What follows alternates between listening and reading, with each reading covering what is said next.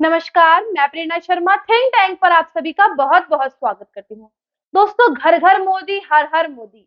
आज की इस वीडियो में बात होगी किस तरीके से कांग्रेस पार्टी जेलेंस्की या फिर यूक्रेन की जो राष्ट्रपति हैं पुतिन और रूस के राष्ट्रपति हैं, इन सभी ने मिलकर ठान लिया है कि नरेंद्र मोदी को 2024 में प्राइम मिनिस्टर बनना ही बनना है, यानी कि कोई भूल चूक नहीं हो सकती। अब कई लोगों के मन में सवाल आएगा, ये कैसे हो सकता है? पुतिन, रूस, यूक्रेन, ये लोग कैसे एक हो सकते हैं? कांग्रेस पार्टी क्यों नरेंद्र मोदी को प्राइम मिनिस्टर बताएगी? ये सारी बातें आपको इस वीडियो में क्लियर होने वाली हैं। बहुत सारे लोगों को अभी भी ऐसा लगता है कि 2024 में कोई जो वॉर है ही नहीं, पीएम मोदी का जो प्राइम मिनिस्टर बनना क्लियर है, लेकिन फिर भी कुछ परिस्थितियां ऐसी हैं जिनके बारे में जिक्र करना बहुत ज्यादा जरूरी है कि क्या सच में 2024 का चुनाव इतना क्लियर है, क्लीन चिट है?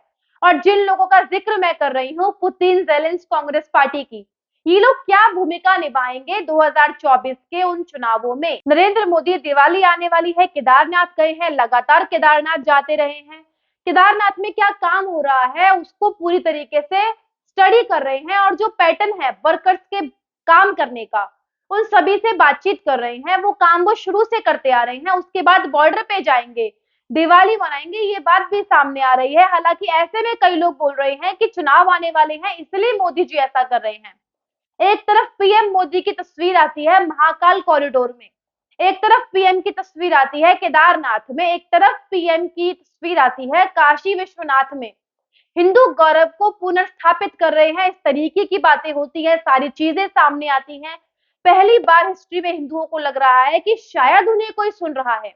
लेकिन दूसरी तरफ देश में क्या हो रहा है वो आपको देखना बहुत जरूरी है। कांग्रेस पार्टी के नेता शिवराज पाटिल, इनका बयान क्या आया है ये सुन के आप हैरान हो जाएंगे।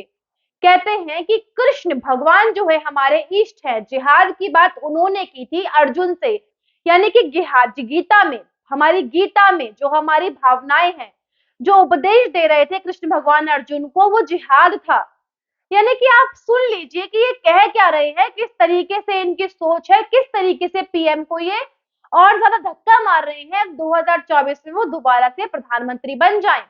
इनका बयान कुछ अलग ही है, इनकी सोच अलग ही है, लेकिन हमें क्या, हमारा तो फायदा हो रहा है, हमारे देश को इतना बढ़िया प्रधानमंत्री मिलेगा, और पूर्ण योगदान दे रही है कांग्रेस पार्टी। यदि आप इनकी पूरी बयान सुनेंगे, शिवराज पाटिल की पूरी बात आप सुनते हैं, तो आप सोचिए कि ये बताना क्या चाहते हैं। गीता, जिहाद, कृष्ण जिहाद सिखा रहे हैं, ये सारी चीजें बोल के इन्हें हासिल क्या हुआ?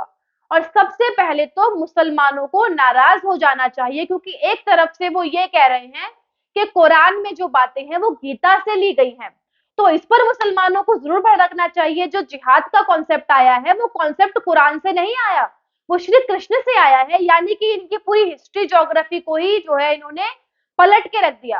तो मुसलमानों को नाराज होना बनता है कि अच्छा, हमारा हमारा जो धर्म है उसको पलट के आपने उसे गीता में डाल दिया।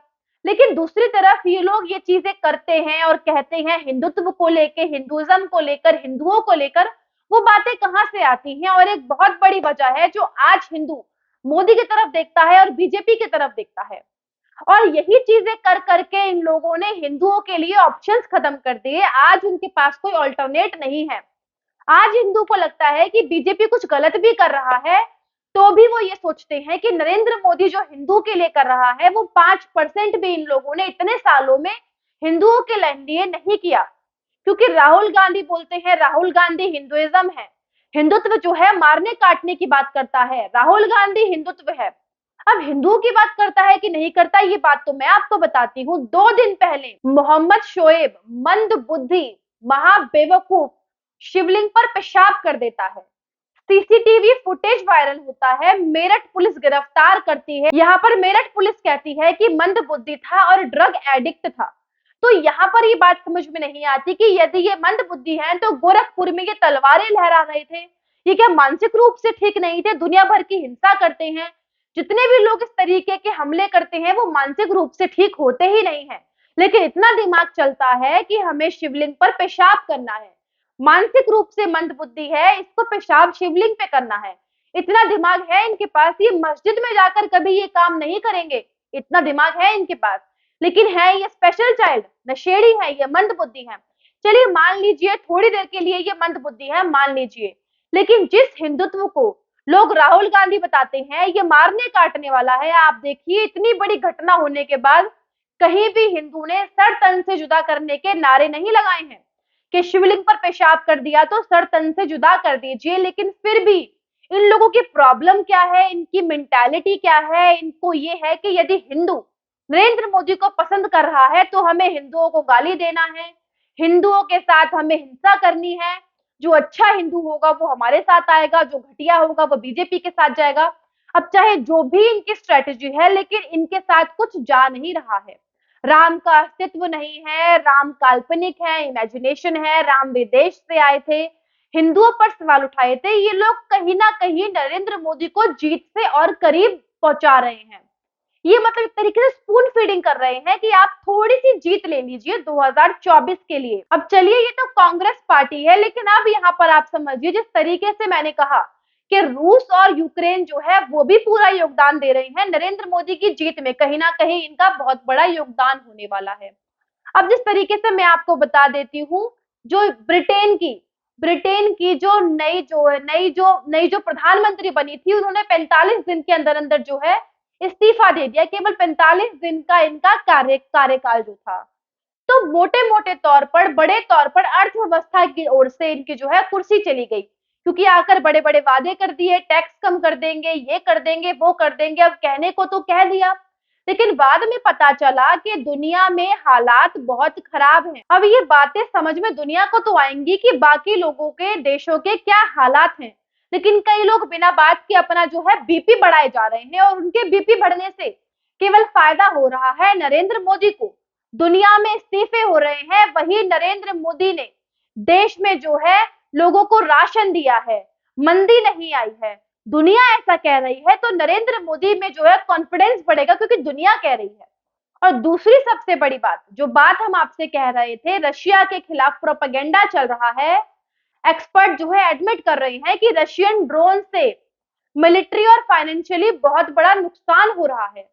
अब यहाँ पर आप देखिए बहुत बड़ा नुकसान हो रहा है, तो रशिया को तो ये लोग कॉर्नर कर रहे थे, लेकिन नरेंद्र मोदी ने क्या किया है आप वो सुनिए। अमेरिका जो है वो तमाम नौटंकी करता रह गया, तमाशा करता रह गया, और मोदी सरकार ने कहा हम रशिया को नहीं टोकेंगे तुम्हारे कहने पर।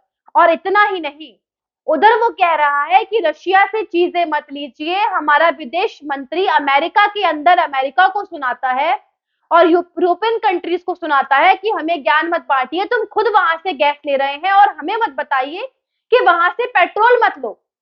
आप देखिए इस वक्त रशिया से जो भारत आयात कर रहा है, वो 5 महीने में जो रशिया से आयात होता था वो साल भर का, उसमें 5 महीने में $18,229 मिलियन का आयात हुआ है, जो ऑल टाइम हाई है।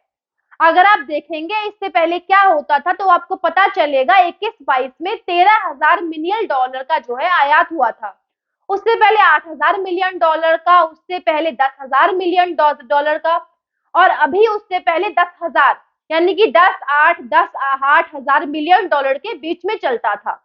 अब अमेरिका के धमकाने के बीच में मोदी सरकार ने इतना बड़ा हाइक लिया है जो वाकई हिस्टोरिक है। तो ऐसे में किस तरीके से योगदान दिया जा रहा है मोदी की जीत में, ये मैंने आपको बता ही दिया है। तो इंतजार है 2024 के चुनावों का, देखते हैं क्या होता है क्या नहीं होता है, लेकिन आपके लिए ऐसी खबरें हम लाते रहेंगे। तब तक के लिए आप सभी से इजाजत चाहते हैं। नमस्कार।